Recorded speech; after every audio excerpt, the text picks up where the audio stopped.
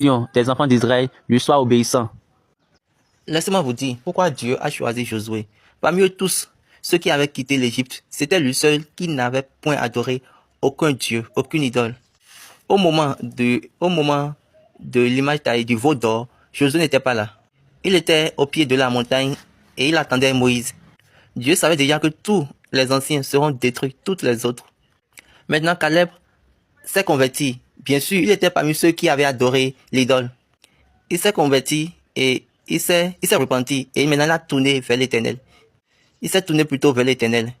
Et il a choisi d'être aux côtés de Dieu. Et de là, Dieu a dit, je vais te donner la promesse. C'est toi qui vas détenir la promesse de eux, de tous les autres. Ça, c'est Caleb. Maintenant, Josué est devenu le berger. Et Caleb, lui, il est devenu le devancier, c'est-à-dire l'ancien. Maintenant, regardons l'arrangement de Dieu. Continuons. Quand nous lisons, on a dit que on a mis Josué au devant du sacrificateur Éléazar. Regardez bien l'ordre du Dieu. Le berger devant le sacrificateur. Éléazar était le souverain sacrificateur après Aaron. N'oubliez pas le premier né d'Aaron. Donc il est devenu souverain sacrificateur après Aaron. Au temps de Moïse, il a servi avec Moïse. Maintenant Moïse doit partir.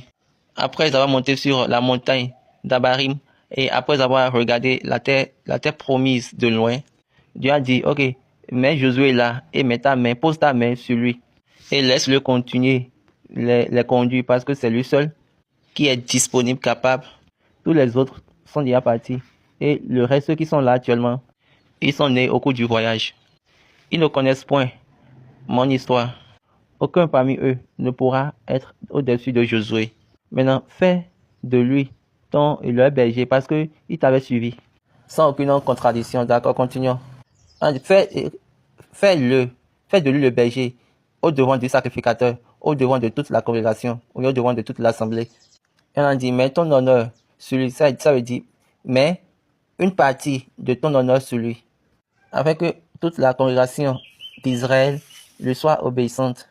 Parce qu'il est un honoré, autrement dit honorable. Il est un honoré berger.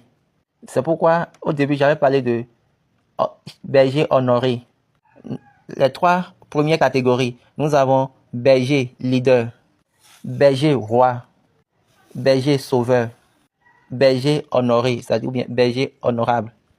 Donc il y a eu transfert d'une partie de l'honneur de Moïse sur lui.